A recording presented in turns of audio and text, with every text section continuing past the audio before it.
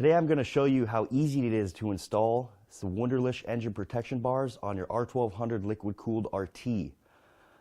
You can do this yourself with the following tools. And if you need any of the following tools, look no further because we have them all available at Wunderlich America.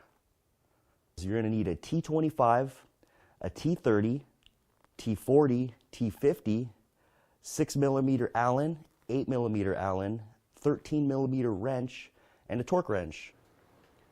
Begin by removing the lower body panels. For that, you'll need a T25 Torx.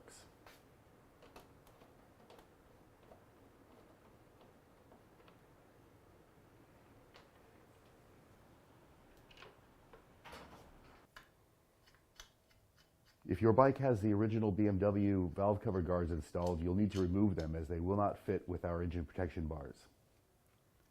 If your bike has the BMW auxiliary lights installed, you'll need to remove those.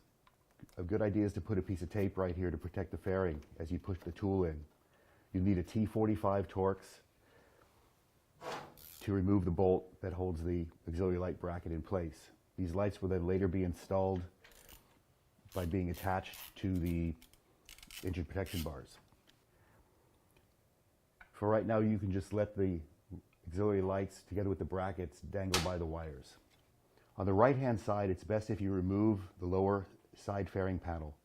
You'll find two Torx screws on the inside of the fairing panel. Those are T25s.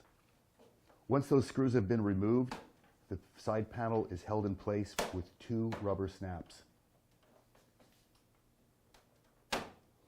And it can then be removed. Once the outer panel has been removed, there are three more fasteners that need to be removed. One at the front edge just below the rubber grommet, one at the top kind of tucked back, and the last one is exposed when the rider seat is removed. Now unclip the wire that leads to the accessory outlet and then carefully remove the lower fairing panel from the motorcycle.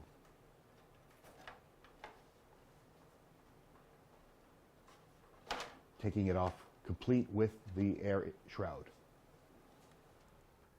Now the attachment point is fully exposed and it'll be very easy to install the engine protection bars.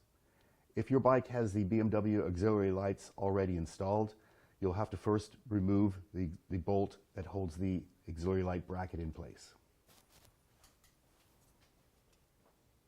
Here again, you can just let that light dangle while you install the engine bars. Beginning with the right-hand side installation, to make things a little bit easier, remove the lower mounting bracket of the fairing. For this, you need a T30 Torx. Next, you'll want to organize your hardware. At the rear mounting, you'll need a 10 by 55 millimeter bolt, one washer, one spacer. You'll also need one 8 by 20 with two washers for the middle mount, and for the front mount, you'll need one 8 by 25 bolt, two washers, and one nylock nut. Next, remove the front motor mount bolt. For this, you'll need a T50 Torx. Insert the M10 by 55 millimeter bolt into the rear mounting hole and put the spacer onto the bolt. Now you can simply hook the engine bar into place. The upper mount is placed on the inboard side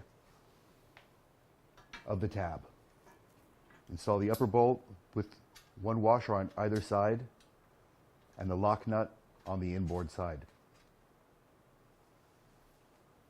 Install all fasteners loosely at first and then come back and torque them all. After all the fasteners have been hand tightened, torque the rear mounting point to 40 Newton meters and the M8 fasteners to 25 Newton meters. If your bike is equipped with the original BMW auxiliary driving lights, now you can attach them to the engine protection bar using the original hardware.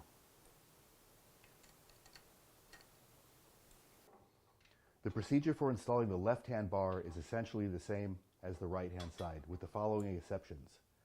At the rear mounting location, the original bolt will be reused, and the fairing bracket on the left-hand side only needs to be loosened, not removed. Now that the engine bars are installed, replace all of the parts that were removed for installation purposes.